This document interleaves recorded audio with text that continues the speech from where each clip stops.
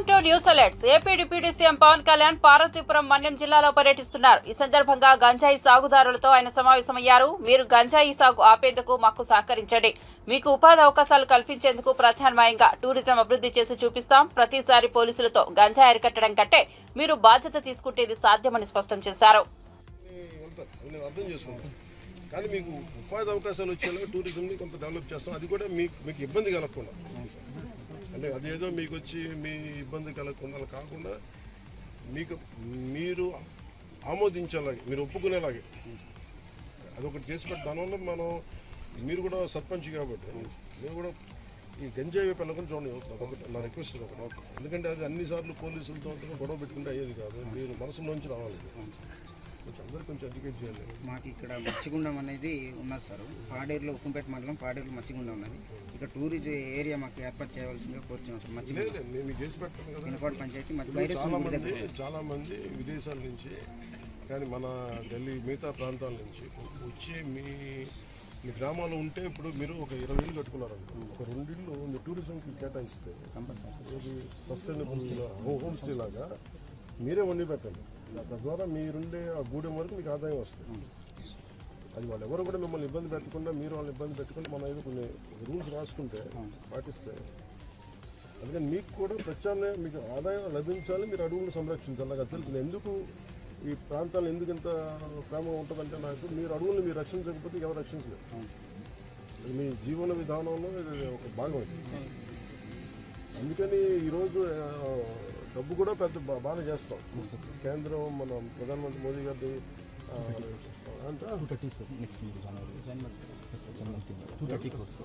జనవరి 20th మీకు చేయబోయేది 230 కోట్లతో ఫస్ట్ ఫేజ్. ఇప్పుడు ఎంత చేస్తున్నాం ఈరోజు మనకి 105 కోట్లు సార్. ఈరోజు 105 కోట్లు చేస్తాం. దీనికి ఎంత పెడతాము? దీనికి 5.86 crores. మన దగ్గర ఇప్పుడు మీరు చూసారు, గత ప్రభుత్వం వైద్య ప్రభుత్వం వాళ్ళు ఏం చేశారు, వాళ్ళు స్కూల్స్ అమ్మేశారు, మందు బాటిల్ మీద డబ్బులు పెంచేశారు. భవిష్యత్తులో జనం తాగబోయే డబ్బుల మీద కూడా లోన్ తీసుకున్నారు. మీకు ఒక ఇల్లు అట్లా రోడ్లు వేయలే.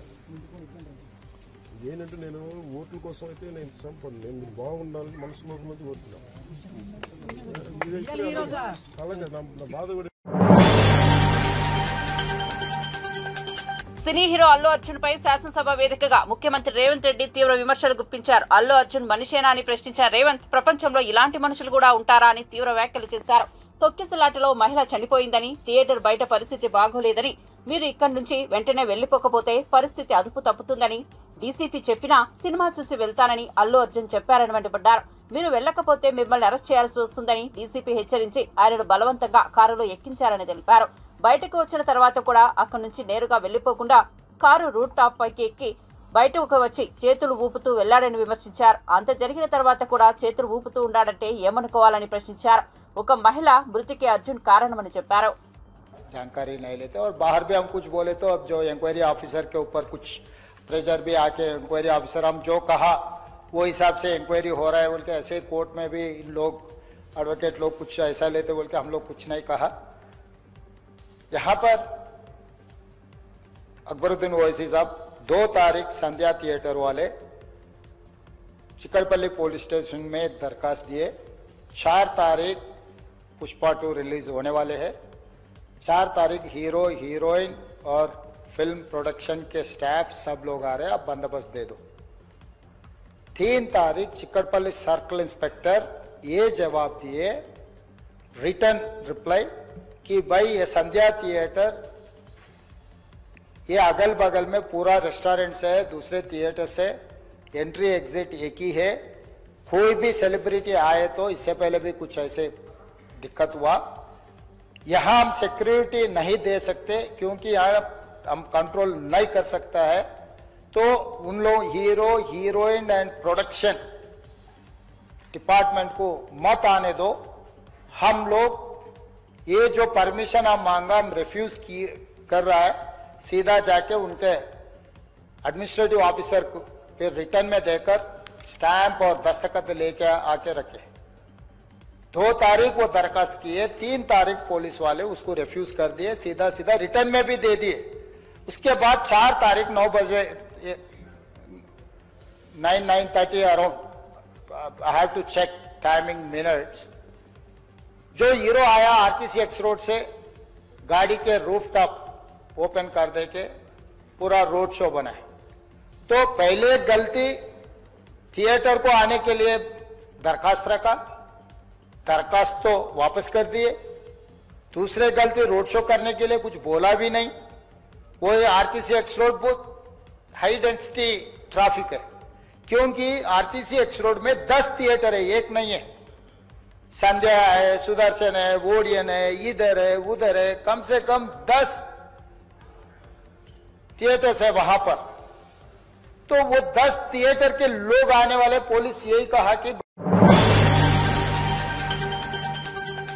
రామకుప్పం మండలం విజలాపురంలోని కస్తూర్బా విద్యాలయాన్ని నారా భువనేశ్వరి సందర్శించారు. విద్యార్థులతో ముచ్చటించారు. బాగా చదువుకుని ప్రయోజకులై తల్లిదండ్రులకు మంచి పేరు తేవాలని సూచించారు. ముఖ్యంగా విద్యార్థినులు కంపెనీలు నడిపే స్థాయికి ఎదగాలన్నారు. కూటమి ప్రభుత్వం వచ్చాక అత్యాచారాలు తగ్గాయని, గంజాయి రక్కసిపై ఉక్కుపాదం మోపేందుకు చంద్రబాబు కఠిన చర్యలు తీసుకుంటున్నారని చెప్పారు. అనంతరం విద్యార్థులతో కలిసి మధ్యాహ్న భోజనం చేశారు. ఎంతసేపు మీ లంచ్ బ్రేక్? 1 hour. వాళ్ళు లేట్ అయిపోయింది.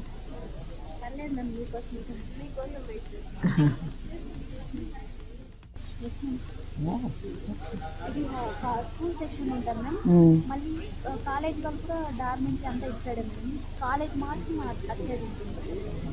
కాలేజ్ డార్మెటరీ మాత్రం మీ అందరితో పాటు ఉంటుందా? కాలేజ్ వాళ్ళకి కూడా? స్కూల్ వాళ్ళకి గవర్నమెంట్ పైన క్లాసెస్ కింద మేడం. కాలేజ్ వాళ్ళకి డార్మెంటరీ ఇప్పుడు ఉంటుంది మేడం. అటు సైడ్ కాలేజ్ వెళ్తాం.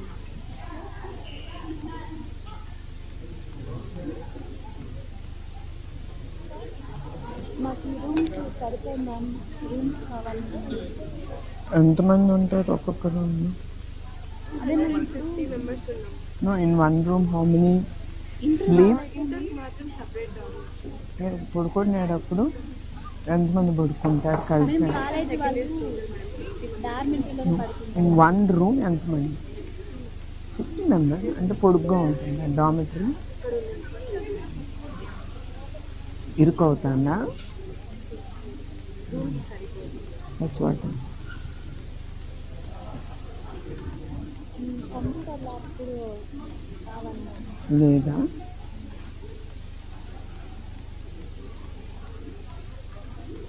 ఆడుకోవడానికి గ్రౌండ్ చిన్నగా ఉంది మనం ఇటు సైడ్. సైడ్ ఉంది కదా, సరిగా చేయాలి.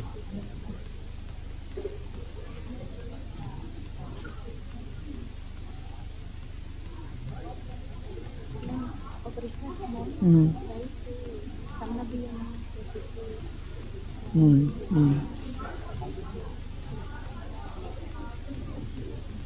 అందరి పిల్లలు అందరూ request ma'am. Sure. Pass on all this message. Okay ma'am. Thank you ma'am. చాలా హ్యాపీగా ఉన్నాను ఈరోజు. ఐఎమ్ హ్యాపీ మాతో పాటు టు హ్యావ్ ఇట్ లంచ్. నేను స్కూల్ నడుపుతా కదా, అట్లానే ఆర్ఫనేజ్ స్కూల్ కూడా ఉంది. ఎన్టీఆర్ ట్రస్ట్ నడుపుతుంది. 300 పిల్లలు. I SIT and eat with them. First time నేను మీతో పాటు కూర్చొని ఎంతో లక్కీగా అయినాను. రియల్లీ ఈరోజు ఎప్పటికీ మర్చిపోలేము మేడం.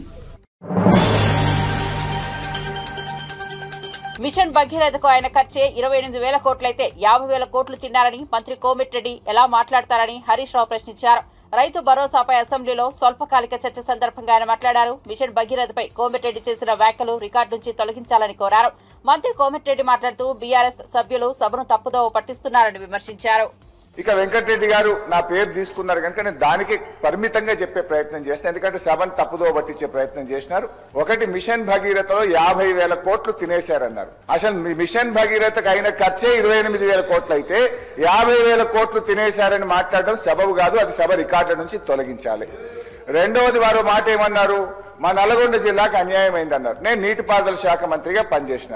సభ అయిపోయినాక నేను ఆయన ఇద్దరం కలిసి సీదా పోదాం, పాలి ఏడికి పోదాం, తుంగతుర్తికి పోదాం, సూర్యాపేట పోదాం, కోదాడ పోదాం, నాటి కాంగ్రెస్ పాలనలో 1 ఎకరానికి నీళ్లు రాకపోతే కాళేశ్వరం నీళ్లతోని 2 లక్షల ఎకరాలకు గోదావరి నీళ్లు పారించినమా లేదా, పోయి సీదా కాలువల మీద నడుచుకుంటూ ఈ నీళ్లు ఎప్పుడు వచ్చినాయి, కేసీఆర్ వచ్చినాక వచ్చినాయా, అంతకుముందు వచ్చినాయా అడుగుదామంటే అడుగుదాం.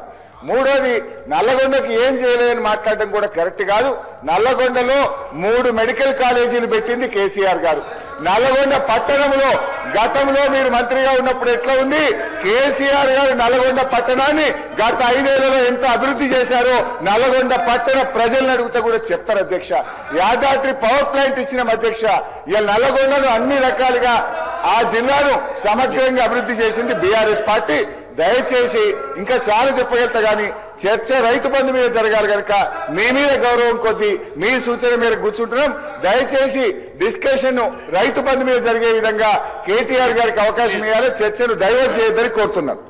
గౌరవ సభ్యులు కేటీఆర్ గారు 24 గంటల కరెంటు విషయానికి వచ్చినప్పుడు మాత్రమే లేచినాం. రైతు భరోసా మీద మాట్లాడినప్పుడు నేను లేవలే.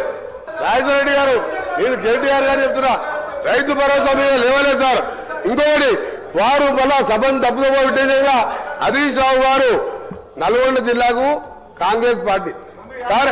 నాగార్జున సార్ ఎవరు కట్టింది సార్? కేసీఆర్ కట్టిండా, వాళ్ళు ఆయన కట్టిండా? ఎవరు కట్టింది సార్? ఏం బాబు ప్రాజెక్ట్ కెనాల్స్ ఎవరు దగ్గర సార్?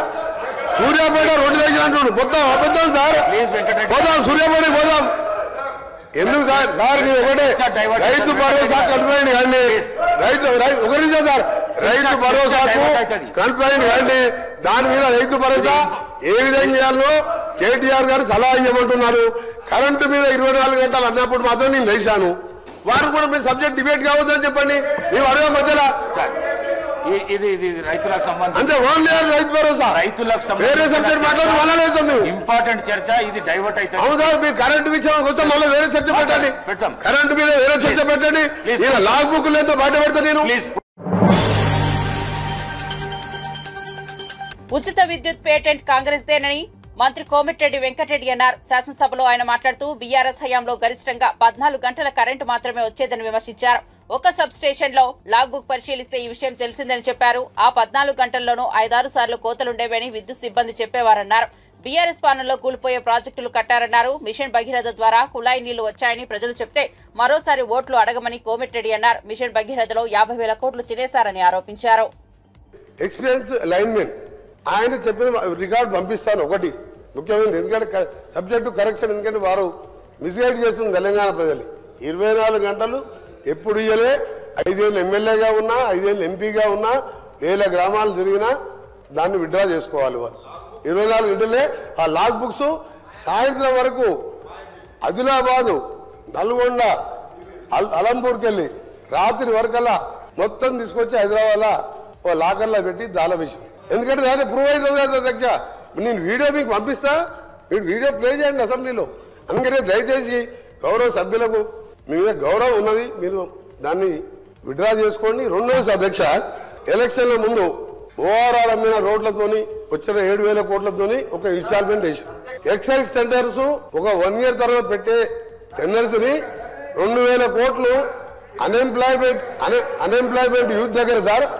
వాళ్లకు అన్ఎంప్లాయ్మెంట్ కు వేరే దారి లేక 2 లక్షల ఫీజు పెట్టి 2,000 కోట్లు నాన్ రిఫండబుల్ వసూలు చేసారు. ఎక్సైజ్ టెండర్లు ఫైనల్ చేసారు. ఆ డబ్బులు ఏం చేసినా తెలియదు. అదే నేను వాస్తవం చెప్తున్నా, రైతుల గురించి మాట్లాడుతున్నా. మధ్యలో గౌరవ సభ్యులు నా పేరు కూడా తీసుకున్నాం. ఒకటే ఎగ్జాంపుల్, నల్గొండ జిల్లాకి వెళ్దాం. ఇక్కడికి వెళ్ళి అర్జెంట్ చేసిన తర్వాత అందరం కలిసి బస్సులో మొత్తం నల్గొండ జిల్లా అందరం తిరుగుతాం సార్. నల్గొండ జిల్లాలో ఒక్క కొత్త ఎకరానికి ఆయకట్టు 10 ఏళ్లలో ఇచ్చినట్టు రుజువు చేస్తే నేను ఇక్కడి నుంచి రాజీనామా చేసి రాజకీయాలు బంద్ చేసుకొని, అంటే నల్గొండ జిల్లా కూడా తెలంగాణలోనే ఉంది. ఒక్క జిల్లా ఒక్క ఎకరానికి సార్, ఒక్కటిసారి ఎగ్జాంపుల్ సార్, మా కొండపోచమ్మ, మల్లన్న సాగర్, రంగనాయక సార్ కడుపు నిండా నీళ్లు ఉంటాయి సార్. ఆ నుంచి ఒక 200-300 కోట్లు పెడితే ఆలేరులో గంధమల్ల రిజర్వాయర్ వీరే టెండర్ పిలిచిండ్రు, క్యాన్సల్ చేసిండ్రు. 16-20 కిలోమీటర్ లైన్ వేస్తే 1,50,000 ఎకరాలు నీళ్లు సార్. నీళ్లు లేక ఎండిపోతే మా ఐలయ్య గారు నిన్నమన్న 90 చెరువులు నింపుకున్నాడు.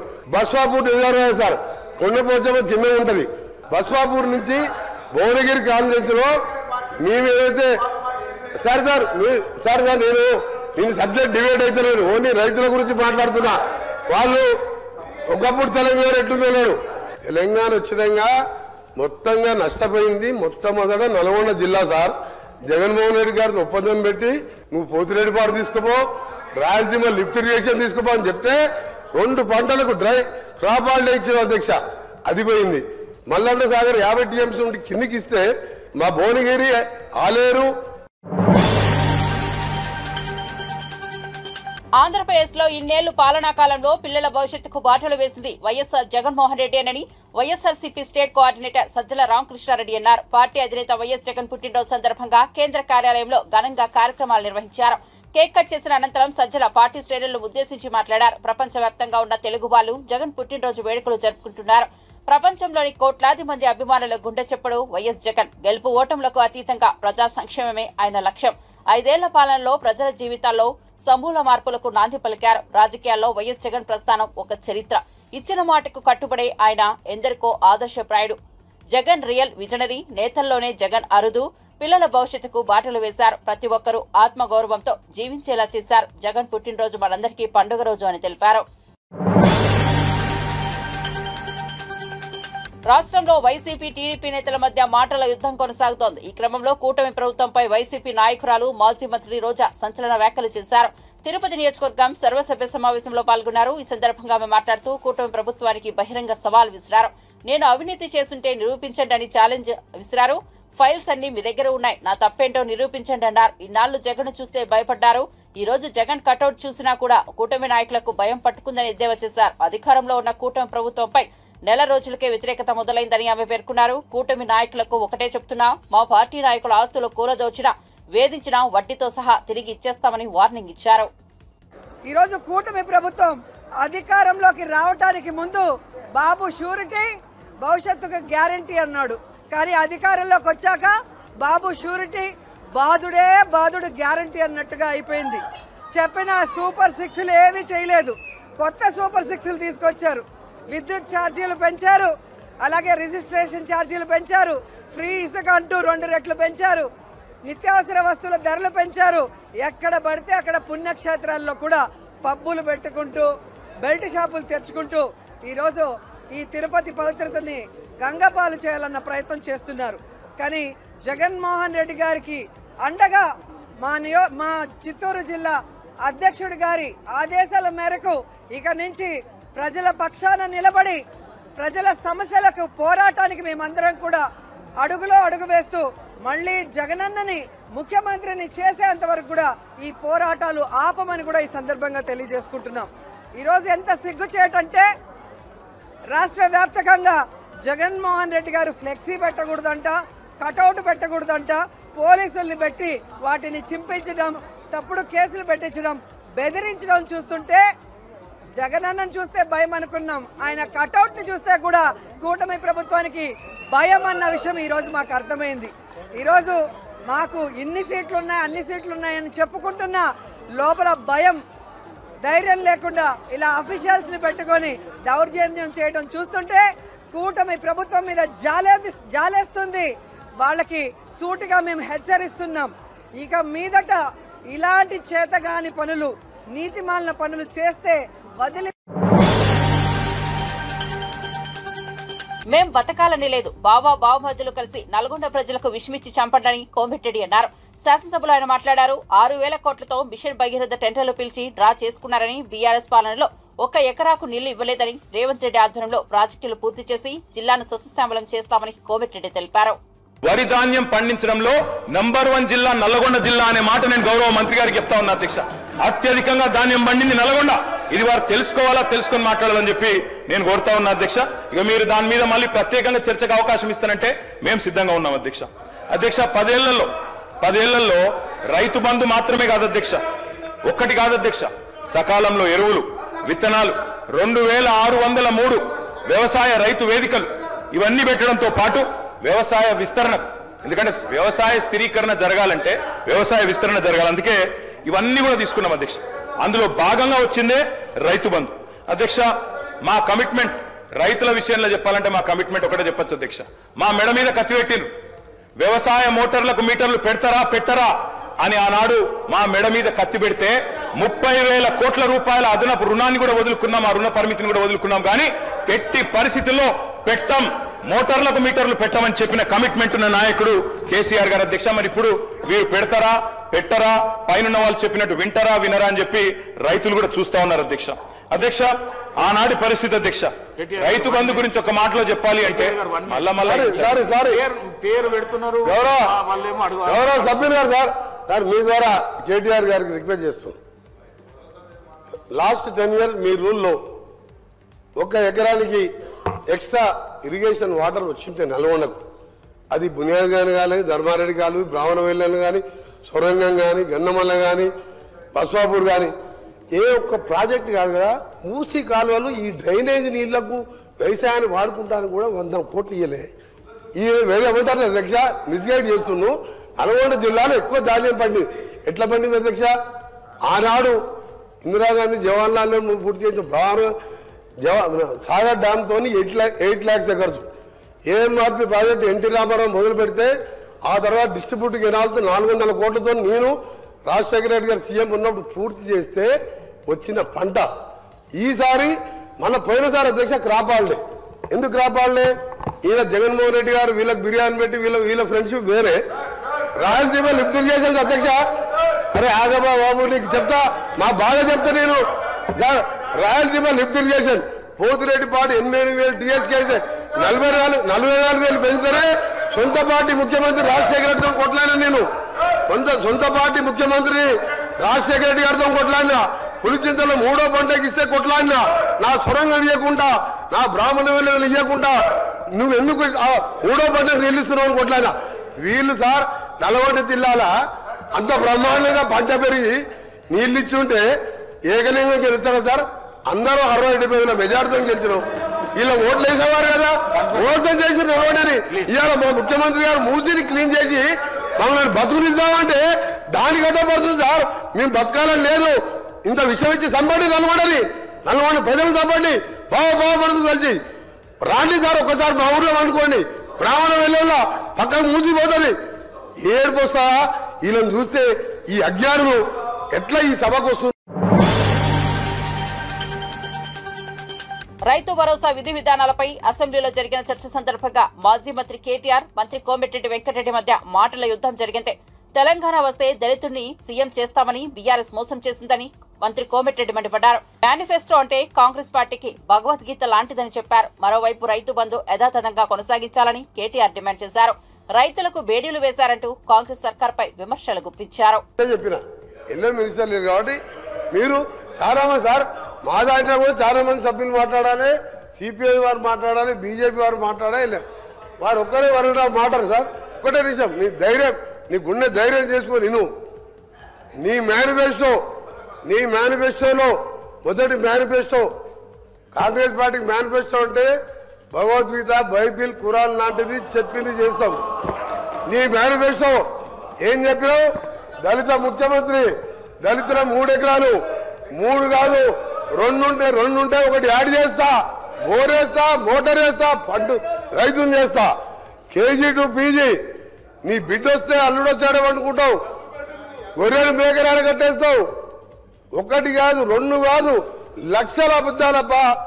ప్రపంచంలో ఏ నాయకుడు ఏ పార్టీ కూడా అంత బోగస్ మేనిఫెస్టో ఇయ్యాడు.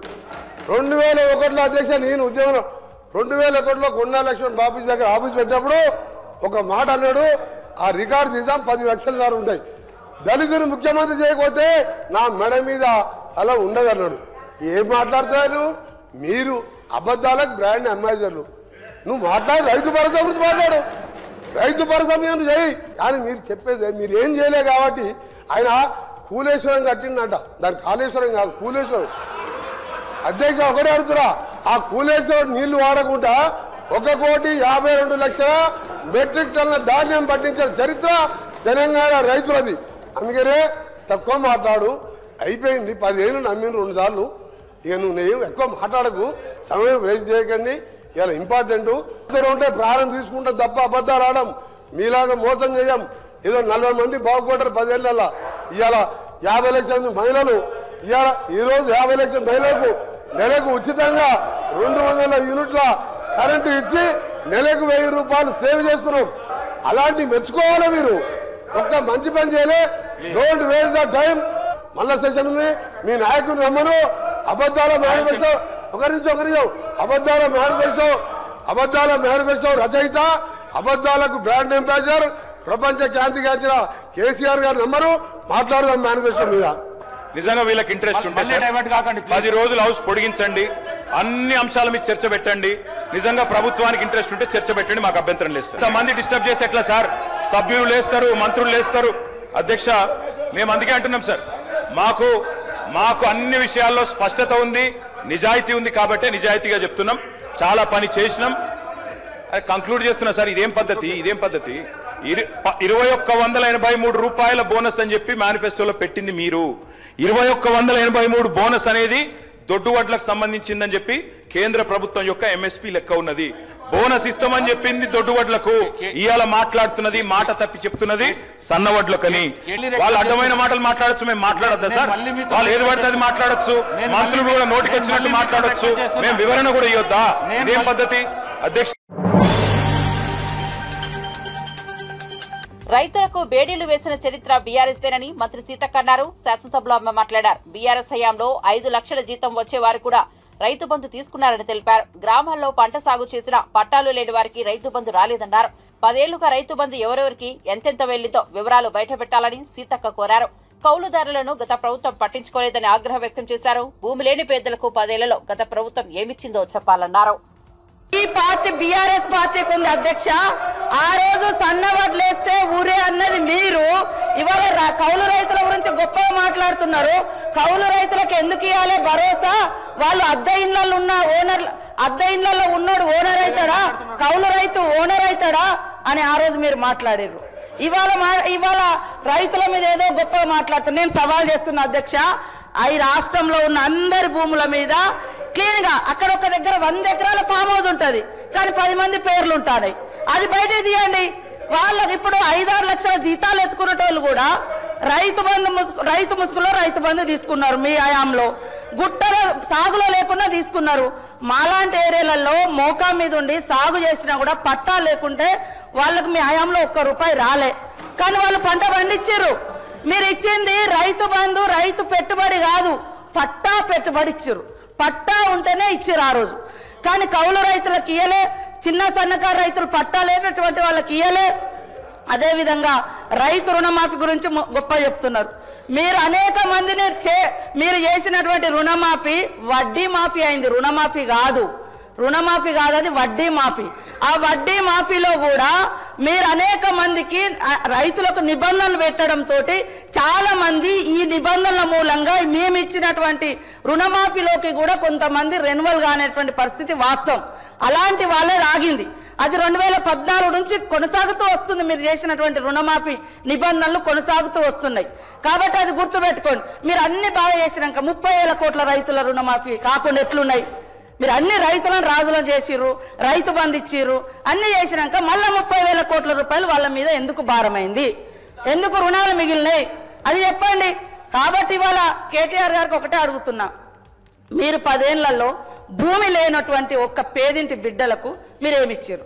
ఓకే, 100 ఎకరాలు ఉన్నోళ్ళ గురించి అన్ని ఇవ్వాలి, లక్షల జీతాలు వచ్చినా అన్ని ఇవ్వాలి అని అంటున్నారు. మరి పేదోడికి మీరు ఈ 10 ఏళ్లలో కనీసం ఉచితంగా కరెంట్ ఇయ్యలే, కనీసం ఇవాళ ఉచితంగా ఎర్ర బస్ ఫ్రీ ఇస్తే కూడా మీరు ఓర్వలేకపోతున్నారు. అదేవిధంగా వాళ్ళకి 10 ఏళ్లలో ఏమి ఇచ్చిర్రు? భూమి లేని వాళ్ళకి ఏమి ఇచ్చారు? మేము ఇప్పుడు భరోసా కింద 12,000 రూపాయలు పెట్టినాం, ఉచితంగా కరెంట్ ఇస్తున్నాం. వాళ్ళ ఆర్థిక భారాన్ని తగ్గించడం కోసం, కుటుంబ భారాన్ని తగ్గించడం కోసం పేదింటి బిడ్డలకు, ఆడబిడ్డలకు 500 గ్యాస్ చేసినాం. మీరు ఎందుకు చేయలేదు? మరి మేము ఉచితంగా బస్సు పెడితే గగ్గోలు పెడుతున్నారు, ఉచితంగా 200 యూనిట్ల కరెంట్ ఇస్తే గగ్గోలు పెడుతున్నారు. కాబట్టి మీ వైఖరి ఏందో స్పష్టం చేయండి. మీ వైఖరి ఏందో అంటే అందరికీ వాళ్ళు 100 ఎకరాల ఫామ్ హౌస్లు ఉన్నా కూడా ఇవ్వండి అని అంటారా? అదే చెప్పండి. నేను ఈ సందర్భంగా కూడా మా వ్యవసాయ శాఖ మంత్రి గారిని కోరుతా ఉన్నా, దయచేసి ఎవరెవరికి ఎంతెంత పోతుందో ఆ వివరాలు మొత్తం గ్రామాలలో పెట్టాలి. ఏ కుటుంబానికి ఎంతెంత రైతు బంధు పోతుంది, ఎవరు